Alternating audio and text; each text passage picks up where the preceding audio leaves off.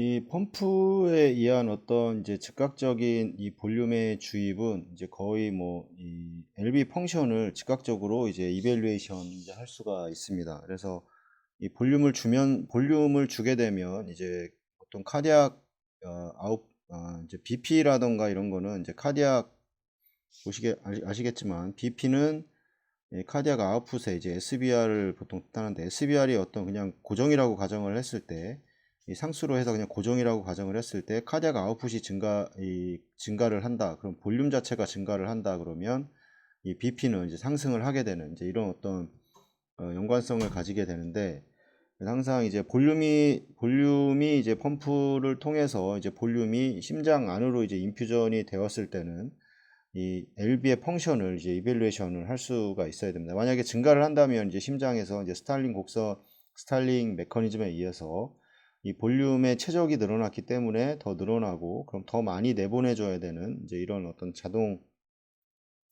이제 메커니즘에 의해서 혈압이 이제 상승을 할 겁니다. 그래서 이 혈압 상승을 통해서 환자의 그 LB의 평가를 이제 해줄 수가 있을 거고 뭐 말씀드리지만 이제 SBR이 이제 체인지가 없다, 상수다라고 했을 때 그냥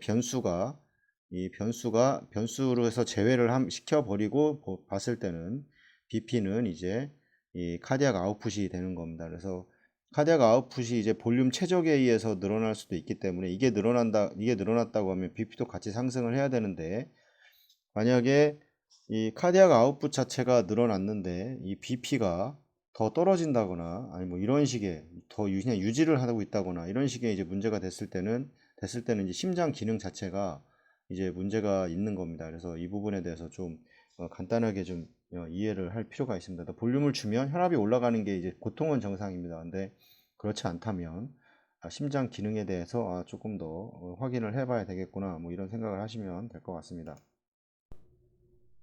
이제 펌프에서 뭐 볼륨을 이제 주입을 했을 때, 뭐 상수는 아까도 말씀드렸지만, SBR을 이제 상수로 계산해 놓고, 그냥 변화가 없는 겁니다. SBR 자체를 그냥 고정이라고 했을 때, 카디악 아웃풋이 늘어나서, 최적에 의한 카디악 아웃풋은 이제 BP가 더 상승을 해야 된다는 거고, 뭐, 이, 그 펌프를 통해서 이제 볼륨 자체가 아주 이제 스몰 볼륨이 들어갔을 때는 이제 BP가 이제 상승을 해야 됩니다. 이거는 이제 카디악 아웃풋이 이제 증가를 한다는 어떤 그 인디케이터가 되는 겁니다. 그래서 이 부분을 보면서 이제 이 볼륨을 뭐 100에서 50에서 이제 100cc를 이제 주입을 해보고 그때 이제 혈압이 상승을 한다고 하면 이제 카디악 아웃풋 자체가 이제 늘어난다는 것을 이제 이해를 하시면 될 것 같고 만약에 이제 어떤 프리로드를 증가를 시켰음에도 불구하고 이제 볼륨을 이제 주입을 한 거죠. 주입을 했음에도 뭐 BP라던가 이제 카디악 아웃풋 자체가 이제 체인지가 없다. 이런 경우에는 더 이상 볼륨을 이제 주어서는 안 됩니다. 그래서 이때는 이 환자의 이제 이 프랭크 스탈린 커브가 이 제일 이제 상단에 이제 평평한 부분에 있을 확률이 높습니다. 그래서 이 부분에 있기 때문에 여기서 볼륨을 더 이제 주입을 하는 거는 그렇게 큰 환자에게 그 이득은 이제 없다 이렇게 생각하시면 됩니다. 왜냐면 스타일링 이제 곡선 저번에도 보내드렸던 스타일링 곡선인데 이게 점점 볼륨이 이렇게 늘어나면서 이 카디악 아웃풋이 늘어나야 되는데 이 볼륨이 늘어난다고 하더라도 카디악 아웃풋 자체가 더 증가를 하지 않고 이 평평한 부분에 있을 확률이 높기 때문에 이 상태에서 이제 CPB를 볼륨을 더 준다고 그래서 혈압 자체에 큰 변화, BP 카디악 아웃풋이라던가 이 BP에 큰 변화가 없다고 그러면 더 이상 이제 이 볼륨으로는 이 카디악 아웃풋 자체를 늘릴 수 있는 것은 아닙니다. 그래서 이 부분에서 더 볼륨을 줘 봐야 심장에 이제 더 너무 이제 오버로드가 되는 이제 볼륨 프리로드가 더 많이 증가를 해서 심장에 더 무리만 주게 되는 이런 과정을 거칠 수 있기 때문에 이렇게 좋은 방법은 그러니까 볼륨을 주면서 항상 확인을 해야 되는 게 이 카디악 아웃풋 자체가 BP가 상승을 하는지 카디악 아웃풋 자체가 증가를 했기 때문에 볼륨으로 인해서 이 SBR이 이제 상수로 이제 변화가 없다고 했을 때 이 BP가 상승하는지를 봐야 됩니다. 그래서 계속 볼륨을 주라고들 보통 하시는데 이제 볼륨을 준다고 계속 주면 이제 이런 경우 이 카디악 아웃풋 상단에 있는 경우 더 이상 볼륨을 줘봐야 카디악 아웃풋 자체가 늘어나지 않는 이런 경우에서는 계속 볼륨을 주입해서는 그게 큰 효과가 없기 때문에 그런 부분들에 대해서 좀 그 인지를 하시고 그 볼륨을 계속해서 주입하는 거는 오히려 더 이제 오버라이드가 이제 돼서 이제 디스텐전이 될 수 있는 그런 더군다나 디스텐전도 디스텐전이지만 이 심장이 늘어났기 때문에 이 늘어난 만큼 짜줘야 되지만 이 산소의 이 소비량만 증가를 하게 되는 거고 그렇게 이제 심근에 이게 유익한 상태는 이제 아니라고 생각을 합니다. 뭐 BP가 만약에 이제 올랐다고 하면 뭐 이 카디악 아웃풋 자체가 이제 올라가 간 거에 대한 원인은 이제 볼륨이 이제 어떤 이제 어드미니스트레이션이 되면서 이제 이 어떤 좋은 이제 어떤 효과적인 게 됐다는 거기 때문에 이 부분에서는 볼륨을 좀 더 이제 주입을 해볼 수는 있을 겁니다.